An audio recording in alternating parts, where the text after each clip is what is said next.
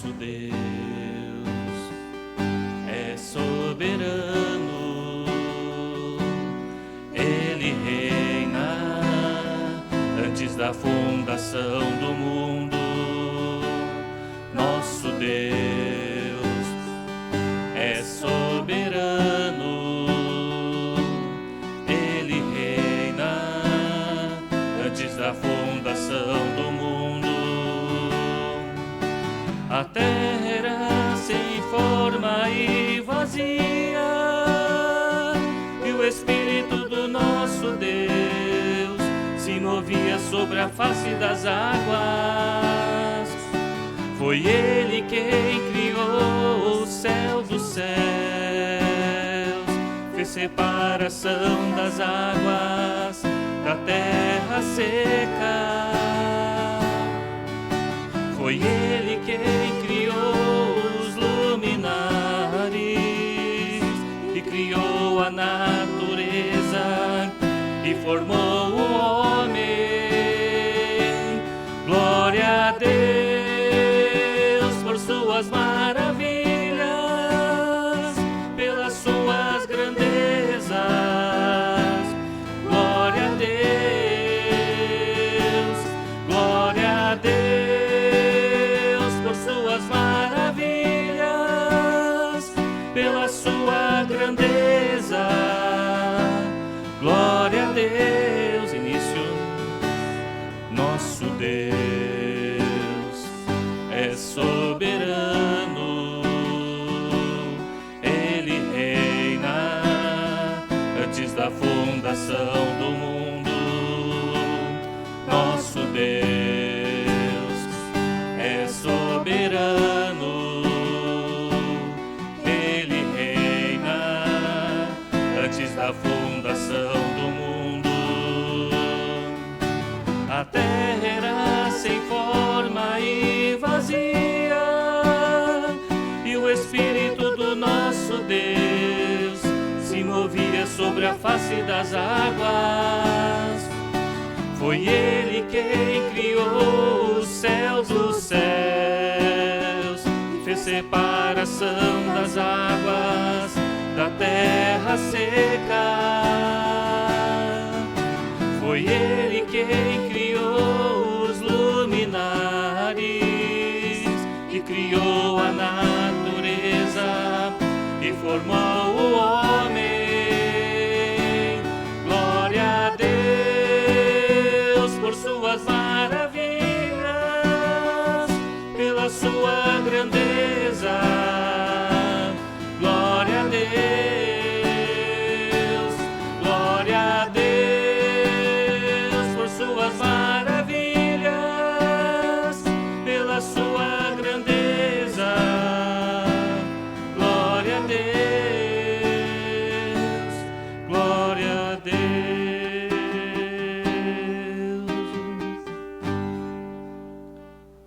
Amém. Próxima música, Hosana.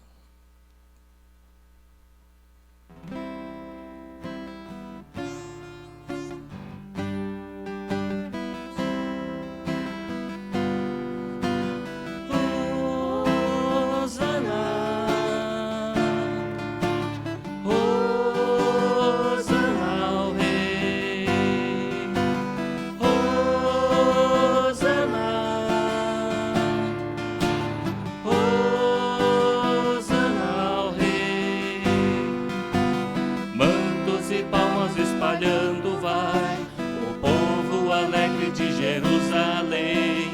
Lá bem ao longe se começa a ver o Filho de Deus que montado vem. Enquanto mil vozes ressoam por aí, Hosana ao que vem em nome do Senhor. Com um alento de grande exclamação, prorrompem com voz triunfal.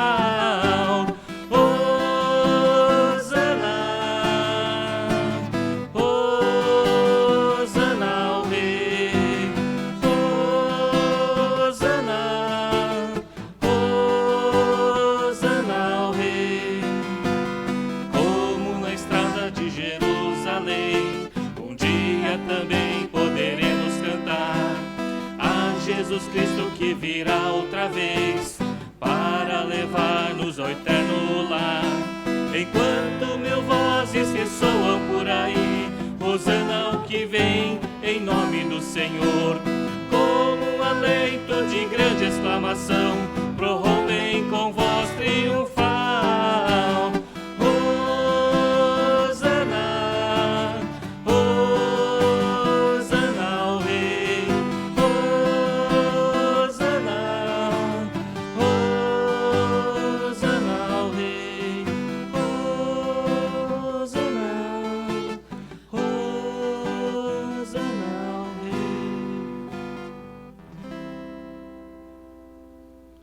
A gente se prepara para este momento, né?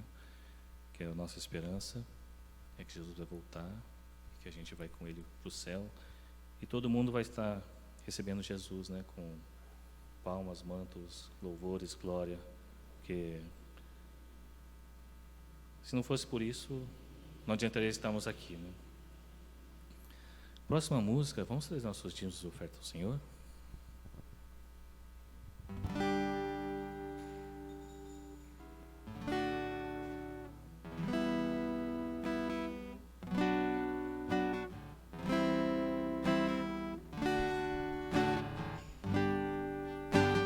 Deus, sara esta nação com o teu poder, com o óleo da tua unção.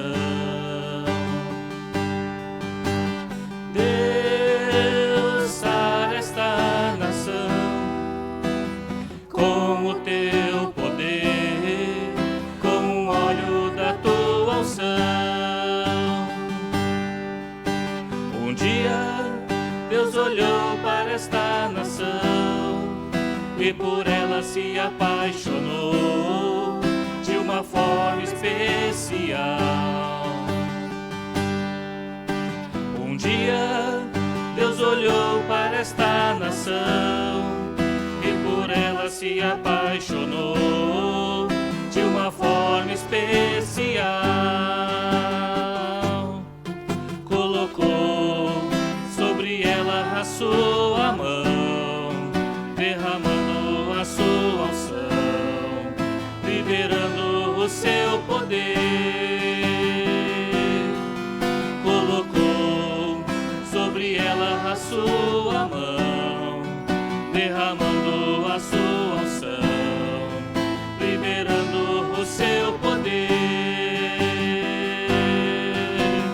Deus, sara esta nação com o teu poder, com o óleo da tua unção. Deus, sara esta nação com o teu poder, com o óleo da tua unção. Um dia Deus olhou para esta nação e por ela se apaixonou de uma forma especial. Um dia Deus olhou para esta nação e por ela se apaixonou de uma forma especial. Colocou sobre ela a sua mão, derramando a sua unção, liberando o seu poder. Colocou sobre ela a sua mão, derramando a sua unção, liberando o seu poder. Deus, sara esta nação com o teu poder,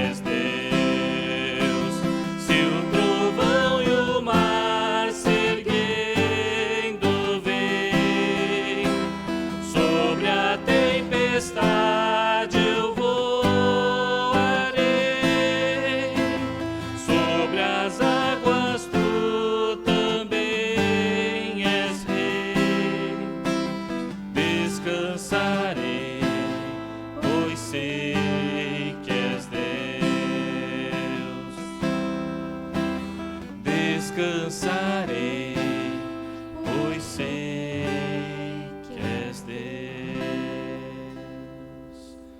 Pai, nós queremos te louvar, Senhor, porque descansamos, ó Pai, nas tuas mãos. Os teus braços fortes, ó Pai, é quem nos sustenta, Senhor. Queremos te louvar também, Senhor, por aquele povo que está lá em Asburgo, Pai. Ininterruptamente te louvando, te glorificando, Pai. E pedindo, Senhor, por um avivamento na tua igreja. Queremos aqui também, Senhor, um avivamento. O Senhor possa trazer aqui teu Espírito Santo, Pai. E sobre este bairro, sobre essa cidade, o Senhor possa avivar, Senhor, esta nação, Pai, aqui no Brasil. Derrama sobre nós, Pai, teu Espírito Santo, Pai. Santifica, Senhor, a tua igreja, Pai.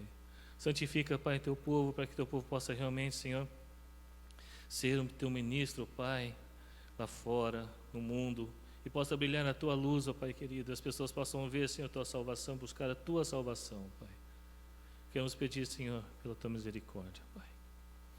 Que o Senhor possa sarar nossa nação também, Pai. Peço agora, Pai, pela palavra do teu servo, que o Senhor possa trazer, Pai, sobre nós, ó Pai, teu Espírito Santo, teu Espírito, Pai, de sabedoria, de ensinamento. Que o Senhor possa, Senhor, nos transformar, Senhor, e como um verdadeiro avivamento, a gente possa realmente mudar, Senhor, a nossa vida aqui dentro e lá fora, Pai.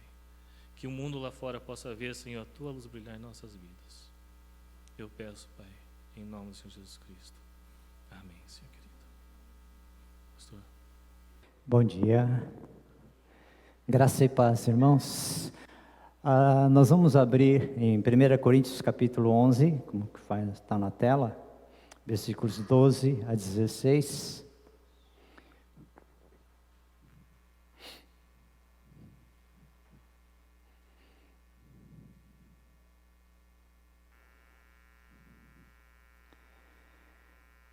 Primeira Coríntios capítulo 11, versículos 2 até 16.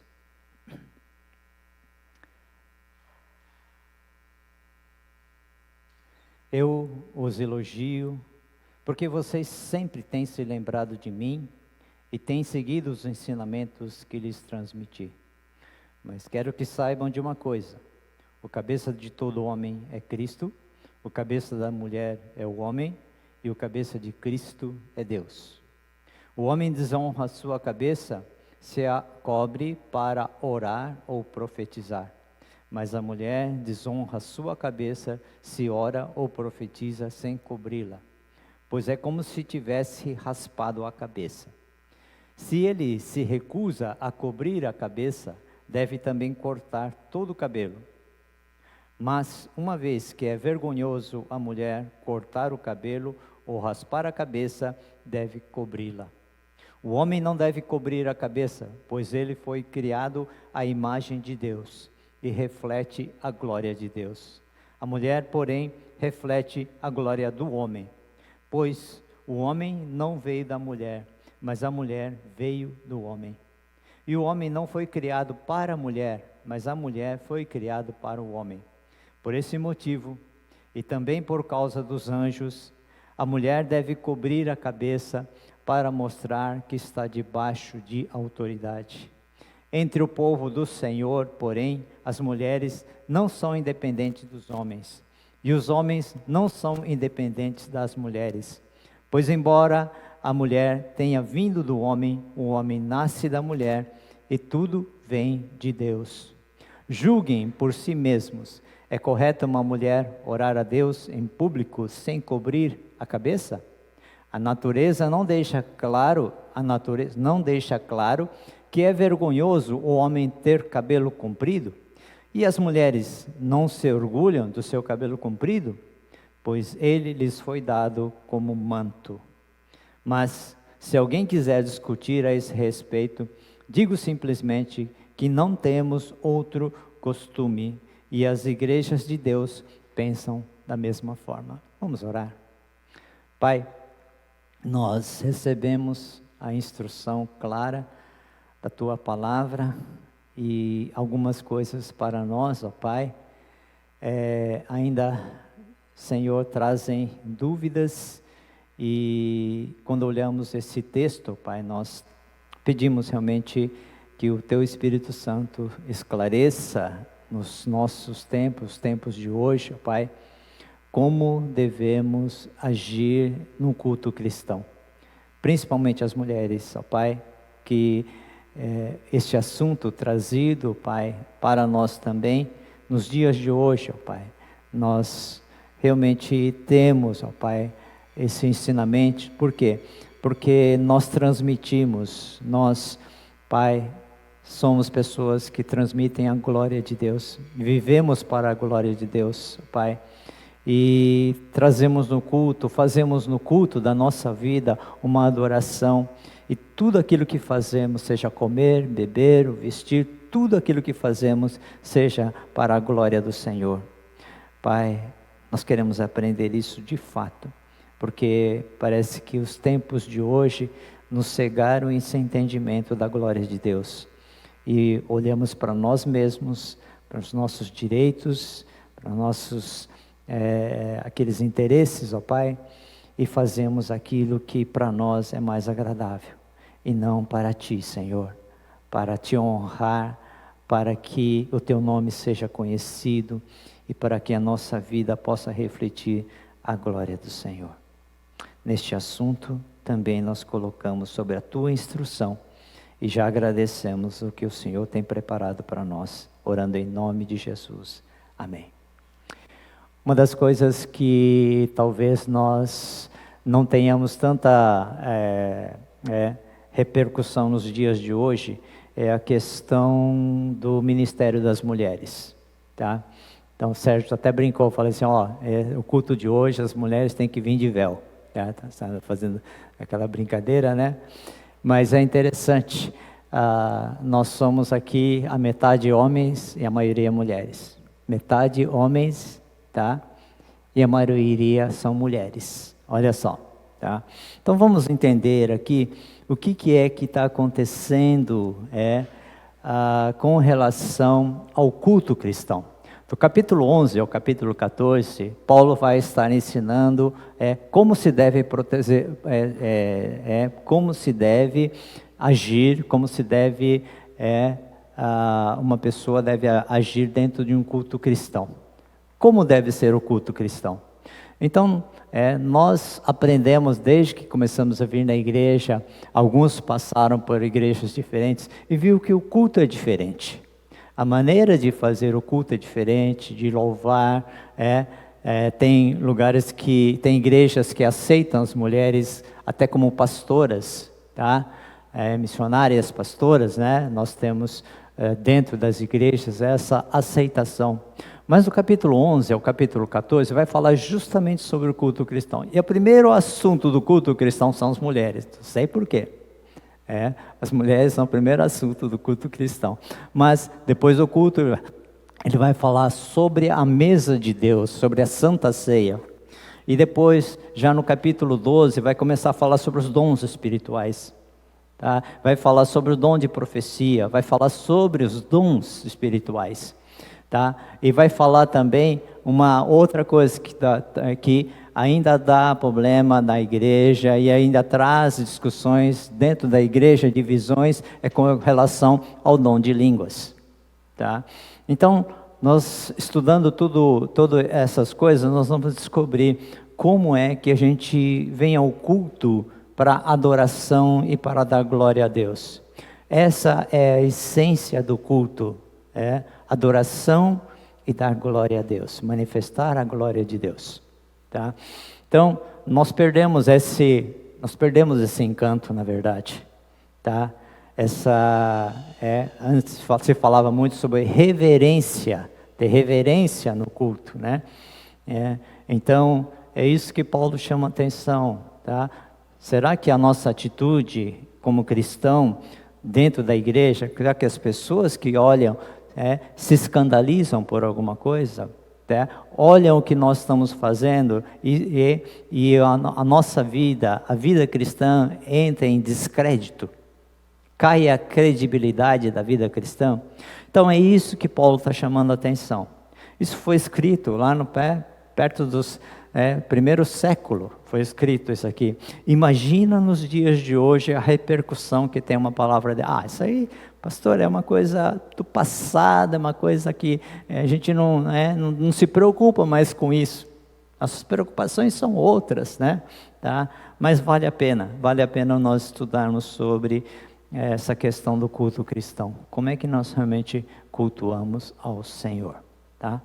Então, sobre a questão dos ministérios das mulheres, tá? Eu quero trazer um versículo de referência aqui, tá? Gálatas 3:28, não é de 1 Coríntios, mas Paulo fala a respeito do ministério das mulheres também, fala a respeito, não só aqui, mas ele de certo ele fala, não há mais judeu nem gentil, escravo nem livre, homem nem mulher, tá?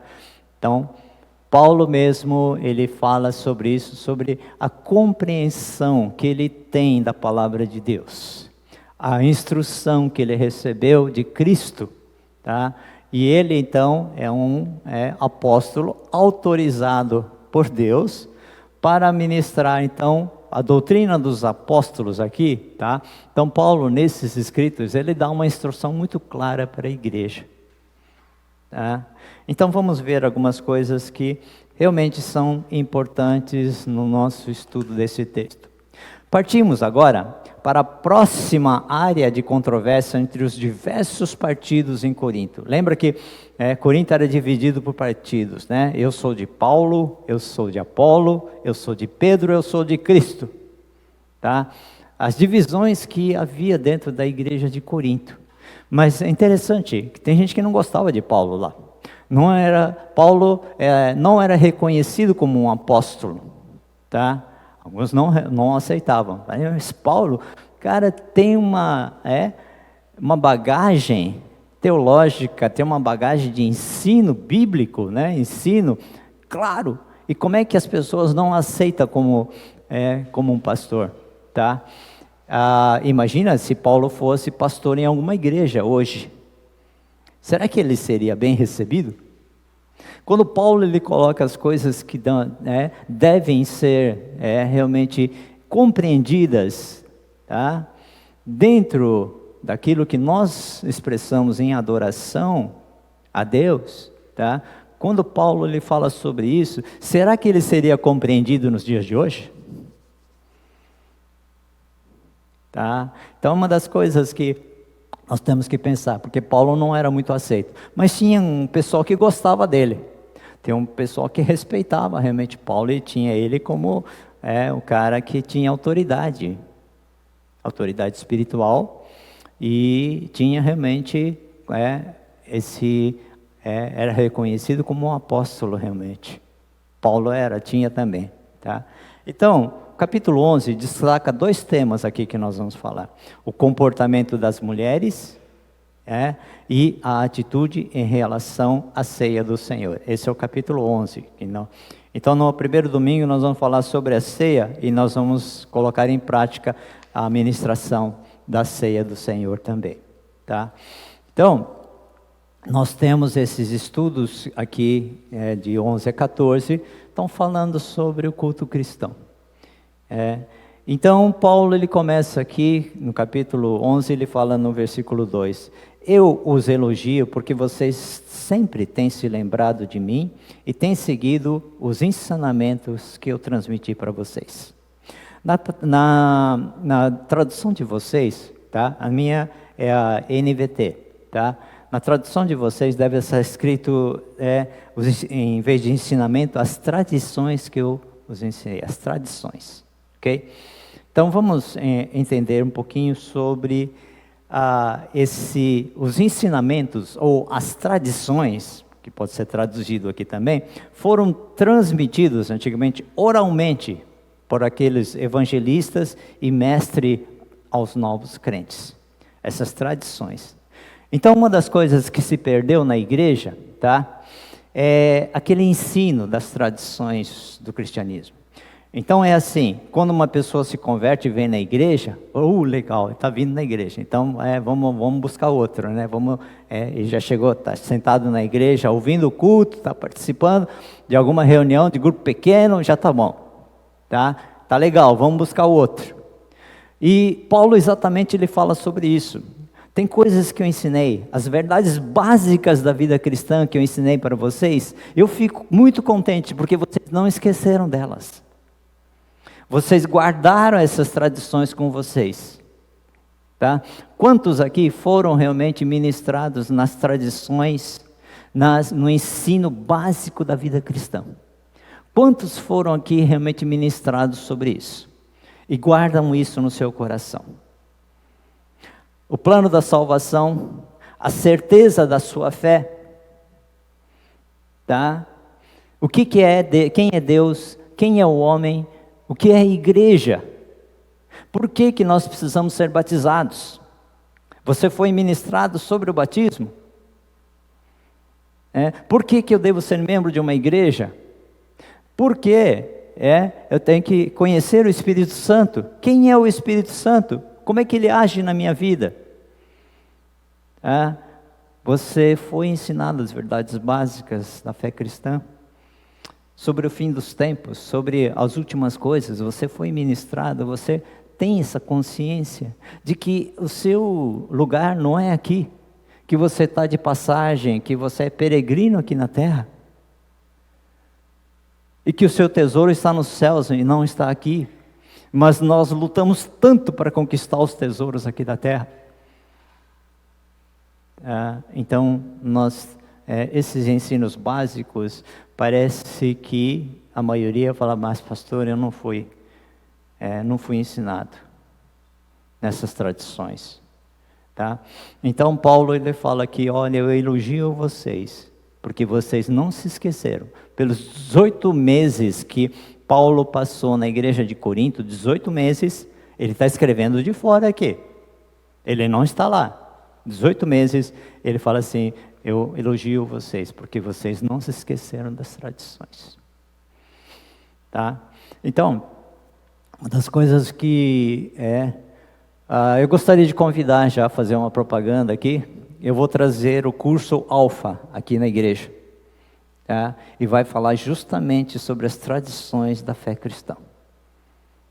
Sobre os ensinos básicos, e não só aprofundar nelas, certificar-se delas, mas vocês vão transmitir isso. Vocês vão criar, tá?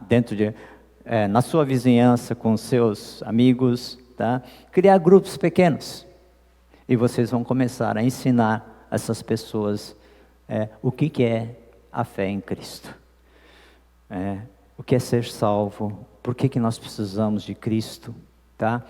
Então, eu estou convidando você já, eu quero fazer um grupo aqui, eu quero trazer esse curso que vai ser ministrado num sábado o dia inteiro, o curso, tem um material já preparado, eu tenho esse material também, eu estudei esse material, e acho que é muito válido, porque muitos de nós não passamos.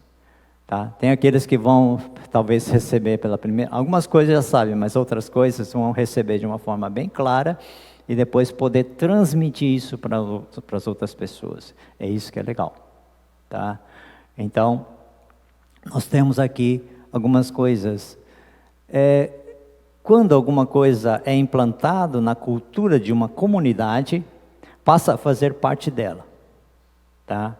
Então, ao pensar nos cultos de adoração da igreja de Corinto, nós devemos nos lembrar de que Paulo havia passado então 18 meses ensinando aquela congregação, e esses ensinamentos tinham uma coerência interna muito forte. Então Paulo podia falar sobre isso, porque o que ele havia ensinado dava coerência, dava base para eles entenderem o que Paulo estava ensinando. Tá? E é isso que a nossa igreja precisa. É isso que nós que estamos trabalhando com a igreja simples queremos fazer.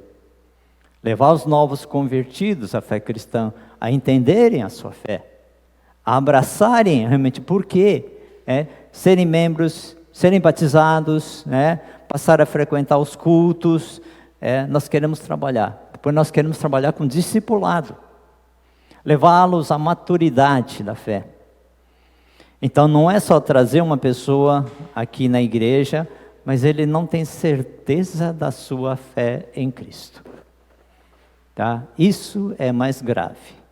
É o que Paulo fazia, ele insistia nisso. Gente, vocês precisam ter certeza da fé de vocês. A vida cristã é uma vida de certeza. Tá? E se você não tem certeza da sua salvação, você ainda nem iniciou ainda, na verdade. Tá? Então, estamos falando disso, falando de discipulado. Você tem certeza da sua salvação? Se você não for convertido, de fato, você não consegue fazer discipulado. Você não vai conseguir fazer discipulado. Tá? Então, vamos ver algumas coisas aqui que fala sobre as nossas convicções, ok? Então, só mais um slide. Hoje, afirma-se com certa convicção que a igreja primitiva possuía um conjunto de catecismo, as verdades básicas da fé cristã, catecismo, tá? Que abrangia o discipulado e as doutrinas básicas. Os mestres chamam esse conjunto de doutrinas, de regras da casa, ou seja, regras básicas da fé cristã. Você tem isso? Você passou por isso? Você está firmado nisso? Tá? Mas, pastor, eu tenho tanto tempo de igreja, mas eu não estou querendo questionar o tanto tempo, mas você tem realmente com você a certeza das regras da fé, dos conjuntos básicos da fé cristã. Você possui isso com certeza? Tá? E é isso que nós vamos transmitir para as pessoas, gente. Se você não tem certeza da sua fé, como é que você vai transmitir isso para as pessoas? Tá? Então, por isso que daqui para frente, dentro da Igreja Simples, eu queria trabalhar. Uma das coisas que eu quero trazer é esse curso Alfa. Eu vou ver com vocês, o melhor dia é um sábado de manhã até o final da tarde. Mas nós vamos pegar um dia para ser ministrado nesse curso e como nós podemos dar esse curso para as pessoas. Tá? É o curso Alfa, ok? Eu estudei mais a fundo e realmente vale a pena. Vale a pena. Eu peguei o livro de catecismo, né? Lá da Carol, eu não vou falar de onde que é, mas eu estou adotando esse livro também, muito bom, também as verdades que muitas vezes nós temos esquecido. Ok, vamos entrar então no comportamento da mulher. Com esse espírito aqui, tá, é que devemos aprender 1 Coríntios 11, 2 a 13. A questão em Corinto dizia respeito ao abuso das mulheres que, encantadas com a dignidade que o cristianismo lhe dava, numa cultura onde praticamente nada valia, perderam-se em exageros. É isso que estava acontecendo lá na igreja de Corinto. As mulheres, agora eu posso, né? Agora o cristianismo me dá uma liberdade em Cristo, que eu posso todas as coisas. E Paulo fala assim, peraí, vocês estão exagerando, ok? Então vamos ver, o que estava acontecendo lá na região de Corinto e naquelas regiões aqui. Então era assim, lá na Grécia, no primeiro século, as roupas dos homens e das mulheres eram, à primeira vista, muito parecidas, exceto a cobertura que usava na cabeça, o véu. Tá? Então mulheres e homens parece que se vestiam parecidos. Tá? Mas só tinha uma coisa que da vestimenta que era diferente, que se destacava, que era o véu, tá, ok? Então esse véu usava na cabeça, tá? Então o propósito, isto não se equivale ao véu árabe, aquele que burca, como é que chama? Aquele que fecha tudo, né? Não é aquele que fecha até o rosto aqui, mas é o que coloca na cabeça, tá? Mas uma cobertura apenas para o cabelo, tá? Aquele manto que existe somente para o cabelo. E as únicas mulheres que não usavam essa peça, quem eram? Estou falando do templo lá de Corinto, do templo lá o que eles viam naquela época lá. Primeiro, Quem não usava esse véu aqui eram as amantes dos homens influentes de Corinto, é que não usavam o véu. Primeiro, as amantes. Segundo, os escravos. Os escravos tinham seus cabelos rapados.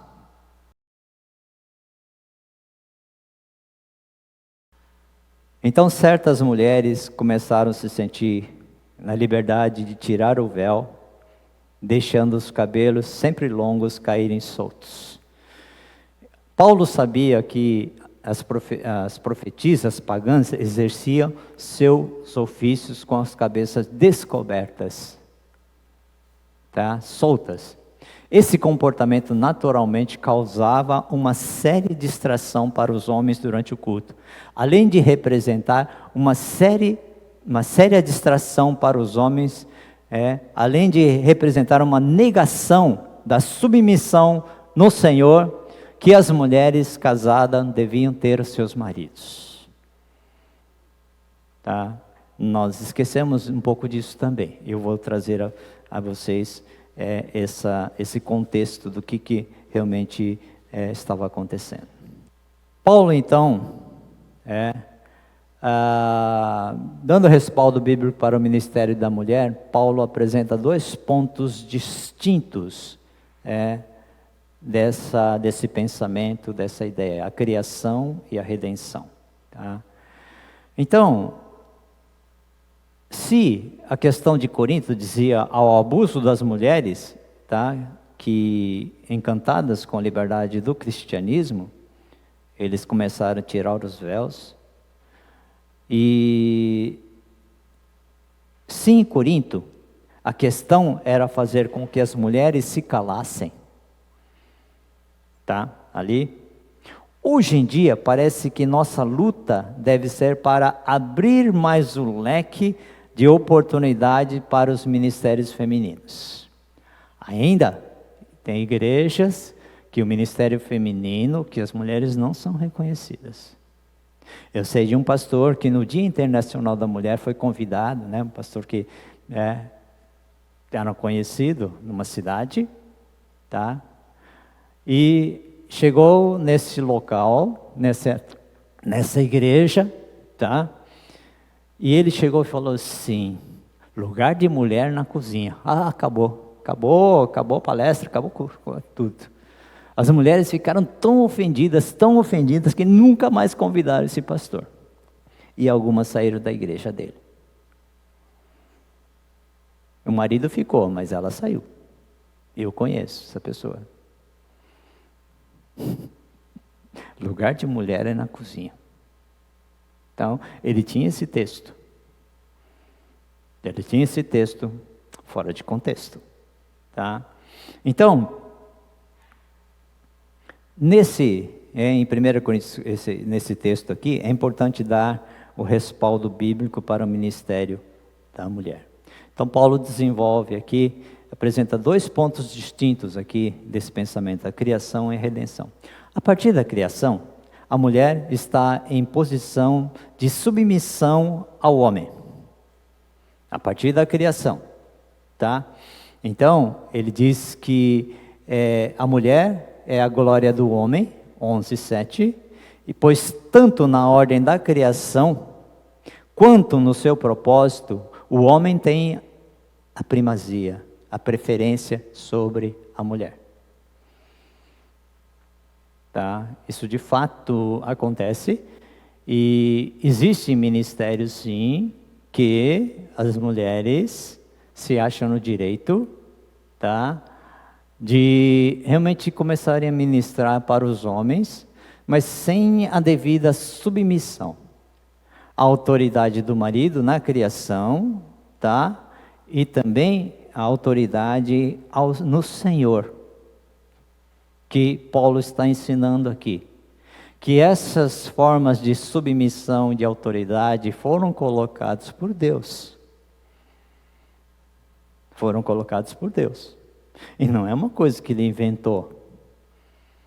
Desde o início, desde a criação. Não está falando lá nas épocas depois que começou a ter esse problema na igreja, mas fala da criação. Está falando da criação, da ordem, da autoridade que existe aqui. Isso foi esquecido. Isso está sendo esquecido. Então, tem mulheres que se declaram profetisas, formam a sua igreja, não tem submissão alguma à autoridade, tá? E eles ministram dessa forma, sem reconhecer de quem que vem essa autoridade. A quem ela deve prestar essa autoridade. Tá? Isso sim, isso acontece sim, ok? Então, Paulo desenvolve aqui, desenvolve o seu argumento a partir de 2 pontos, a criação e a redenção, tá? Ok? Então, nós vemos que, no entanto, no Senhor, está falando da criação e da redenção, ok? No Senhor, isto é, a partir da ótica cristã, homens e mulheres são interdependentes. Interdependentes, não independentes, é interdependentes, ok? Tá? Então, a ordem da criação, com o homem dando origem à mulher, ela é compensada pela ordem natural, com a mulher dando origem ao homem. Tá? No ato de dar à luz, a mulher ilustra sua vantagem, sua distinção natural sobre o homem, divinamente ordenada, do mesmo modo que ele mostrou sua preeminência sobre a mulher na criação. Olha o que Deus está fazendo desde o início lá, desde o início. Tá? Então, na ordem natural das coisas, né? Então, veja que o silêncio da mulher é exigido a partir de 2 argumentos. 2 argumentos. A criação, a mulher criada por último, tá? Então, deu uma anestesia a Adão, tirou uma das costelas e formou a mulher. Então, a mulher veio do homem. Então, dentro desse princípio da criação, a mulher criada por último. E a queda, mulher pecando primeiro. Tá? Então, diz que a culpa é da mulher. A culpa da mulher é tudo isso que aconteceu aqui. Tá? Falando que a questão da queda é culpa da mulher. Tá?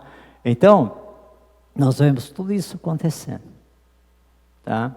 E fala assim que em 1 Timóteo 2, 11 a 15, ele fala assim, as mulheres, olha só, tá? Paulo falando, porque o problema era o exagero que as mulheres estavam dentro dos cultos, e estava se extrapolando, estava entrando em ensino falso, tá? Estava entrando em ensino falso dentro da igreja, e Paulo tem que conversar com a igreja, e escreveu essa carta a Timóteo. As mulheres devem aprender em silêncio e com toda submissão. Eu não permito que as mulheres ensinem aos homens, nem que tenham autoridade sobre eles. Antes devem ouvir em silêncio. 13. Porque primeiro Deus fez Adão e depois Eva. E não foi Adão o enganado, a mulher é que foi enganada e o resultado foi o pecado. Está falando que eu estou inventando? Está escrito aqui, ó. Tá? E aqui fala, mas as mulheres são salvas dando à luz filhos, desde que continuem a viver na fé, no amor e na santidade com discrição. Na criação, sobre a ordem da criação, da mulher ser criada depois, né, em favor do homem, tá? Então existe realmente essa submissão à autoridade que o marido tem. Mas na redenção, no Senhor, tanto homem e mulher são interdependentes. Porque agora, a ordem da criação, depois da queda, foi que a mulher desse luz a homens. Aí inverte. Aí a questão essa questão dessa autoridade e submissão total total ao marido, como na criação, ela cai por terra. Porque agora vem, tá, a redenção no Senhor. O que acontece quando então ele fala assim, tanto o homem como a mulher são interdependentes. Tá? E ok, aí fala assim, olha só que Paulo fala. Paulo desfaz então esses dois argumentos aqui. Dois argumentos, criação, tá? Ele fala assim, homens e mulheres são interdependentes e isso anula a ordem da criação. 11:2, ele fala aqui, versículos 11 e 12. A mulher será salva do silêncio, dando à luz filhos. Isso está em 1 Timóteo 2:15. E isso anula a ordem da queda. Veja lá em Gênesis 3:15. Farei que haja inimizade entre você e a mulher, entre a sua descendência e a descendência dela. Foi através da descendência da mulher dando os filhos, que o descendente da mulher, ele pisou na cabeça da serpente. Ele derrotou esse descendente, no capítulo 3 de Gênesis, é Jesus Cristo.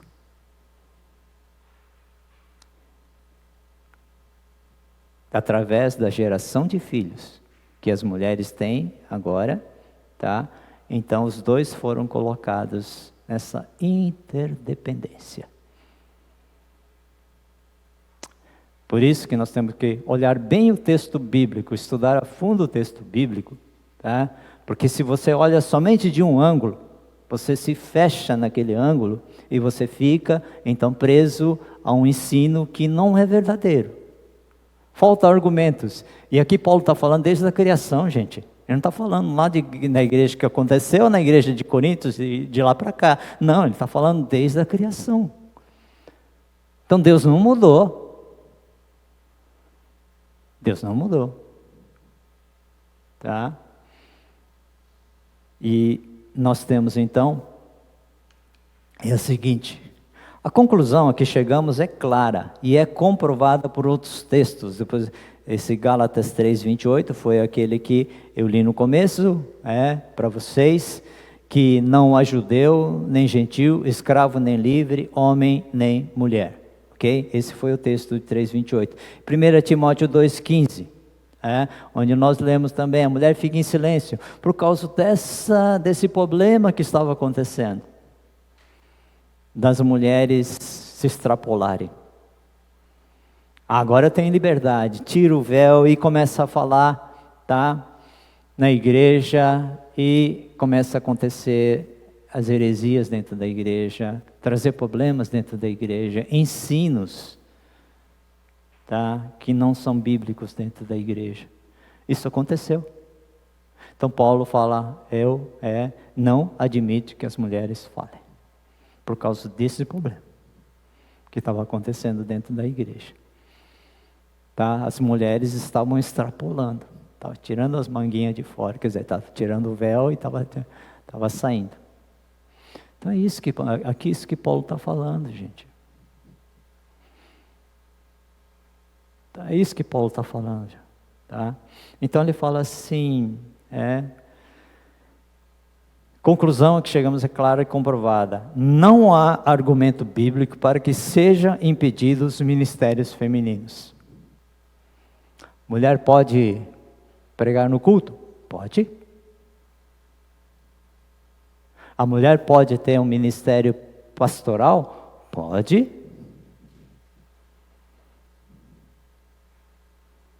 Desde que sejam submissas às autoridades e a Cristo.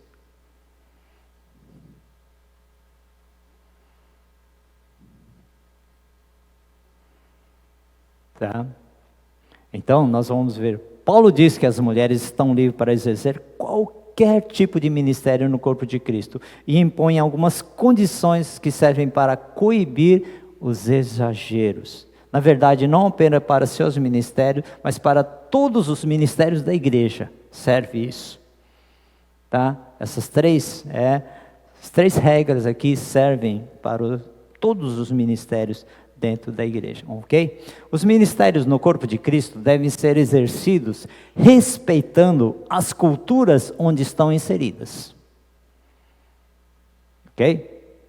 Lá no Irã, uma jogadora de xadrez, que estava competindo, tá, mundialmente, ela foi para o lugar, mas fazer essa competição, e ela tirou o véu. As autoridades iranianas ficaram sabendo e começaram a falar assim: você vai ser presa, você quebrou as nossas regras. Você quebrou, tá? Então já aconteceram com outros atletas, outras pessoas que já aconteceram isso, né? Então as autoridades falam assim: não importa onde você vá, nós vamos atrás. Está na internet, se vocês querem ver lá, pode tá lá na internet, tá? Isso é recente. Ela está sendo perseguida porque não usou o véu. Não usou o véu. Então isso está acontecendo, respeitando as culturas onde estão inseridas. Então, dentro dessas igrejas, sim, use o véu. Você não vai desrespeitar isso que você faz no dia a dia. Por que na igreja você tem que ser diferente? Se na sociedade, se você para ir no tribunal, se você vai numa repartição pública, você está usando o véu. O véu te dá dignidade, te dá um respeito. Mas sem o véu você não é nada, e as pessoas podem te insultar. Dependendo da cultura da época, da região, do local, é assim que funciona. Então, a sociedade da época vivia, então, nesse conceito da dominação masculina. Estou falando de lá de Corinto, hein? Em especial, a estrutura da igreja estava ainda dirigida por sua tradição judaica, que dava primazia ao homem, dava preferência ao homem. Nesse caso, o uso de véu era imprescindível para a mulher coríntia, e podemos compreender o porquê.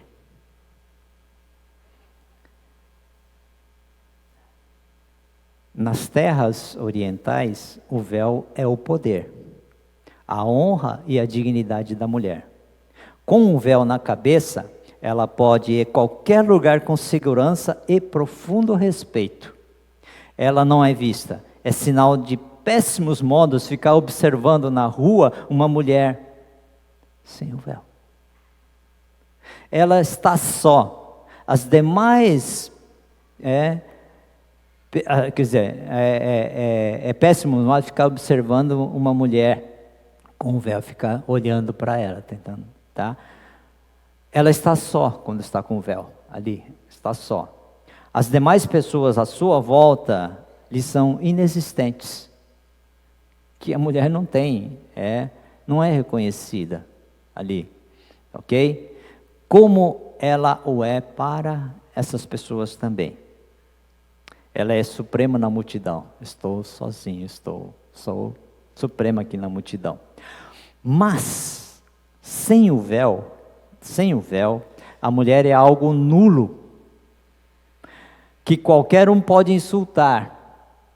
A autoridade e a dignidade de uma mulher se acaba juntamente com o véu que tudo cobre, quando ela se descarta do véu.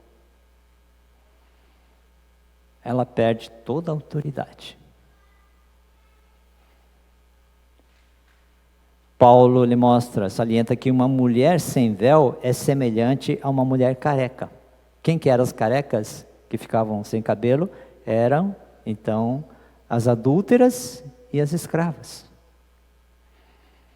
que tinham que rapar o cabelo por causa do castigo. Completamente antinatural e vergonhoso. Se vocês não querem usar o véu, então que rape a cabeça, Paulo falava.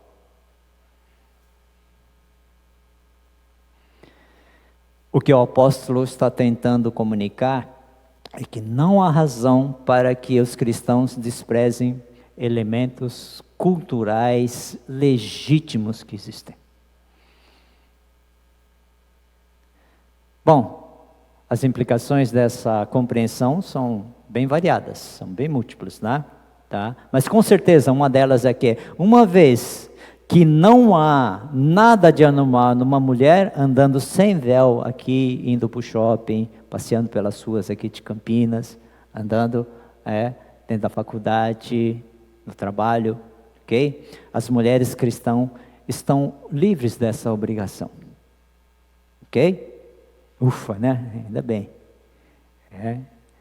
Devemos todos, no entanto, discernir em nossa própria cultura aquilo que, mesmo sendo amoral, que não é certo nem errado, pode minar a nossa credibilidade e inviabilizar nosso testemunho cristão à sociedade. Pergunta do grupo pequeno: o que você vê na atitude dos cristãos, não só dentro da igreja, mas fora dela, que tira a nossa credibilidade? Nós vamos conversar um pouco sobre isso no grupo pequeno. Quais são algumas atitudes ou o modo de vestir, o modo de ser dentro que nós vivemos na sociedade, que tira a nossa credibilidade como cristão? O que será? Ok? Isso nós vamos discutir nos grupos pequenos. Os ministérios no corpo de Cristo devem ser exercidos com respeito às lideranças estabelecidas. Eu falei sobre a questão da autoridade das lideranças estabelecidas. Ok?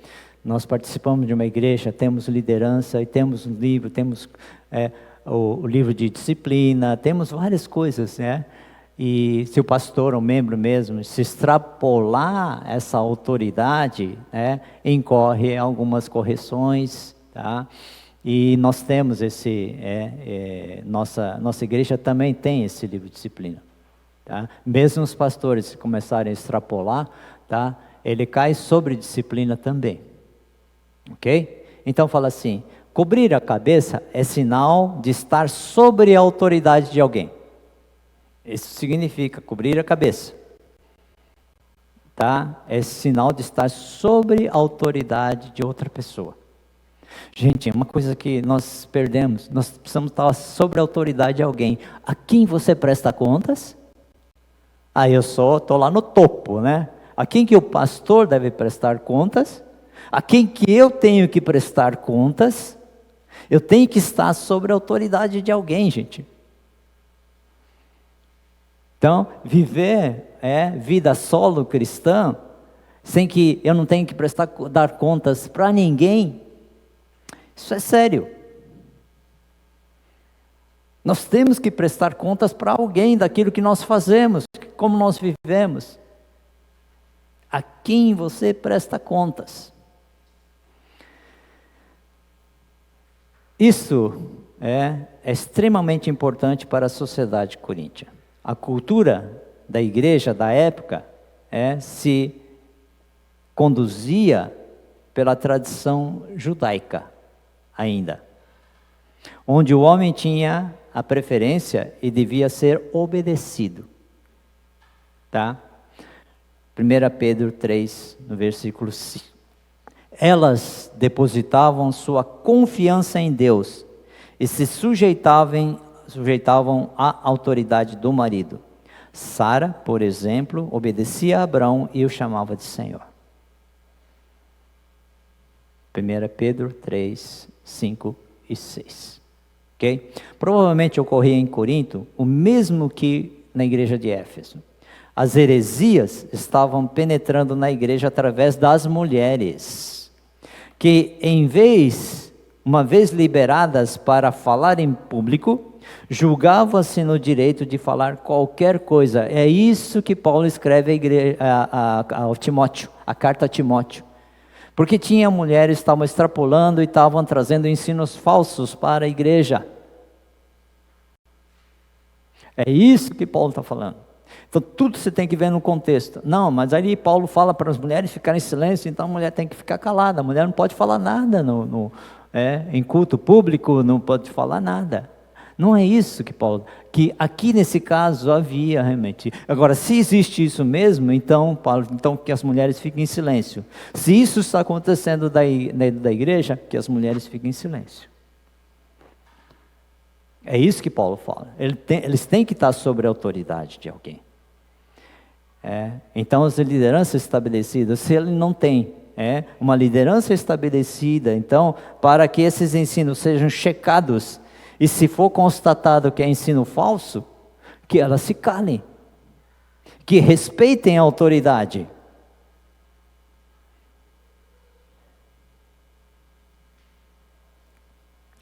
Paulo manda que se calem, lá em 1 Timóteo, mas deixe claro que a exigência é circunstancial e temporária, pois em determinados contextos ele permite que as mulheres falem.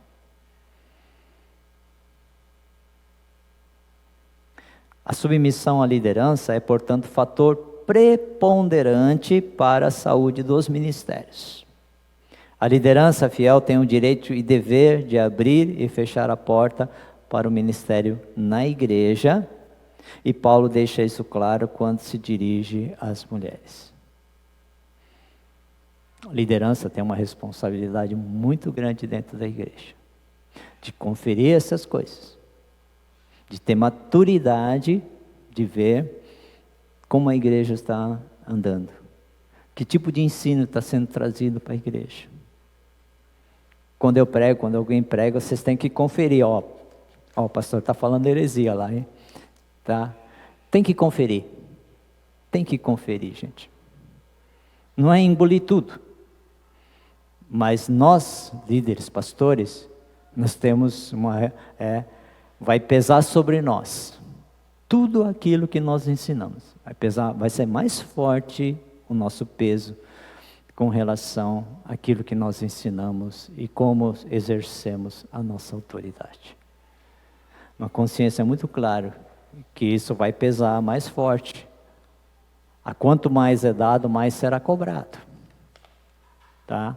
Isso cabe dentro da liderança, principalmente os pastores. Então temos uma responsabilidade grande, gente. E, em terceiro e último, os ministérios no corpo de Cristo devem ser exercícios sobre respeito à unidade do rebanho de Deus. Novamente, a unidade do rebanho de Deus. Não podemos ter. Esses princípios são princípios básicos, gente, da fé cristã.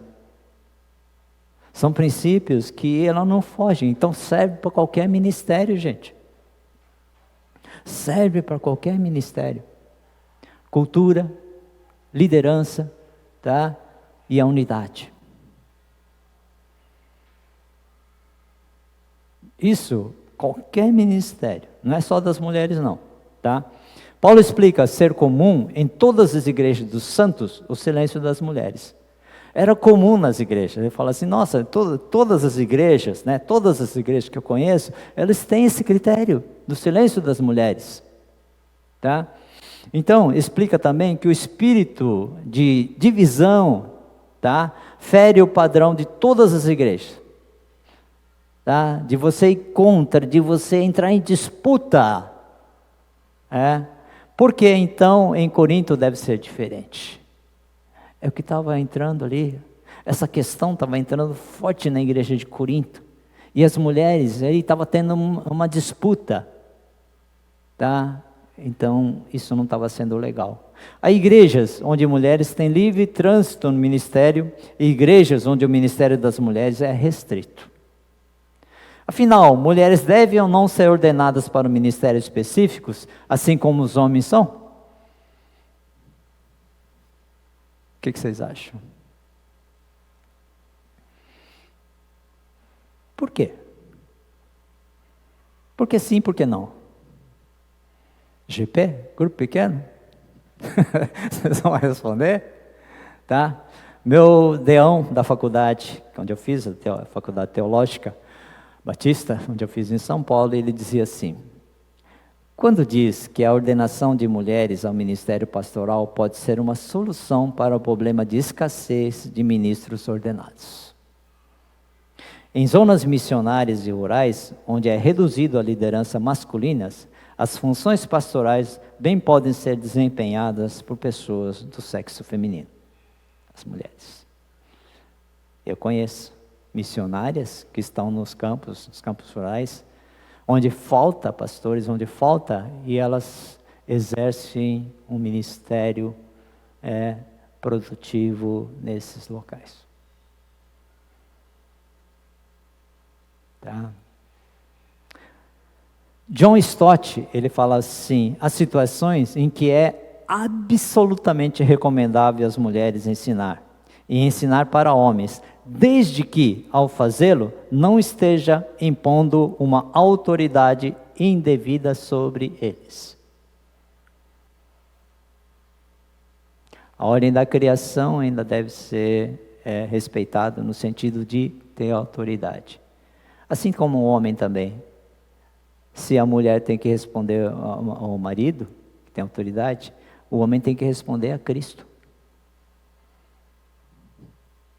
E Cristo a Deus. Nós temos uma ordem de autoridade aqui, não pode ser quebrado isso. Parece ser biblicamente aceitável em mulheres ensinarem homens, desde que seu ensino seja bíblico, seu contexto seja, assim, na nossa igreja a Metodista Livre, pelo menos era assim. As mulheres que se tornavam pastoras, ou estavam se preparando, precisavam estar sob autoridade de um varão, de um homem. Elas podiam exercer o ministério pastoral, mas desde que fossem acompanhadas, desde que tivessem uma autoridade a quem responder. Tá? Então, no começo de um ministério pastoral feminino, tem que ter esse acompanhamento, deve ter acompanhamento. Tá? Então, nós temos aqui, se Deus doa, né? Isso dons espirituais às mulheres e a chama, ele faz isso aí para exercitá-los para o bem comum. A igreja deve reconhecer o dom e a chamada de Deus. Criar serviço para as mulheres, não sei se dentro da igreja existe serviço para as mulheres, que a igreja é uma comunidade. Tá? Então tem aquela mulher, departamento feminino, sociedade auxiliadora feminina. Eu não sei onde que acontece isso, mas nós temos um local onde as mulheres têm, então, o seu ministério. A mulher está em toda a igreja, são interdependentes. Pode fazer de tudo, desde que, biblicamente, sejam bíblicos, contexto, e também respondam à autoridade. Então Paulo fala aqui, tá? Então, ordenar as mulheres, ou seja, autorizá-las para exercerem seus ministérios concedidos por Deus. Deus está chamando mulheres para servirem no ministério. Missionárias, pastoras, Deus está chamando.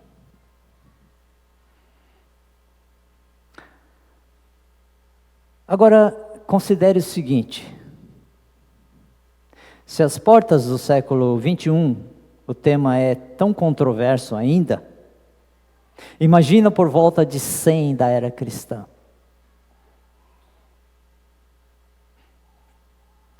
Contexto tem que ter trazido, gente.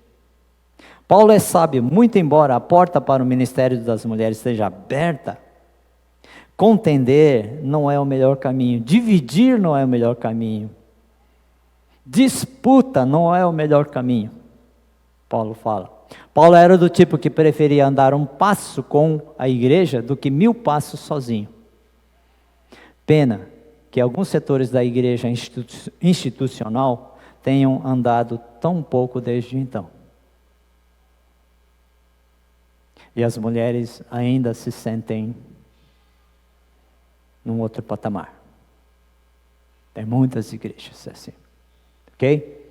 O ensino é válido, portanto, para toda e qualquer questão ministerial. A unidade da igreja vale mais do que as nossas convicções doutrinárias. Cada igreja deve encontrar um modelo bíblico e todas devem caminhar à luz dos costumes cristãos, tentando atualizar, sem, contudo, criar divisões, partidos que saiam da igreja, que se dividam e que formem outros grupos. Paciência, humildade, compreensão são imprescindíveis nesse processo. Para aprender, não há razão para que os cristãos desprezem os elementos culturais legítimos. Devemos todos, no entanto, discernir a nossa própria cultura.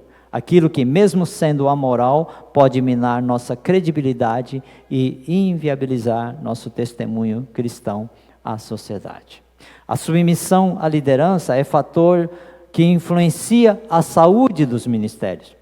A liderança fiel tem o direito e o dever de abrir e fechar a porta para os ministérios na igreja. E Paulo deixa isso claro quando se dirige às mulheres. Consideres que, se às portas do século XXI o tema é controverso, imagina por volta naquela questão, na época de Paulo. Tá? O ensino é válido para toda e qualquer questão ministerial. A unidade da igreja vale mais do que as nossas convicções doutrinárias. Cada igreja deve encontrar o modelo bíblico e todas devem caminhar à luz dos costumes cristãos, tentando atualizá-los, sem, contudo, criar divisões.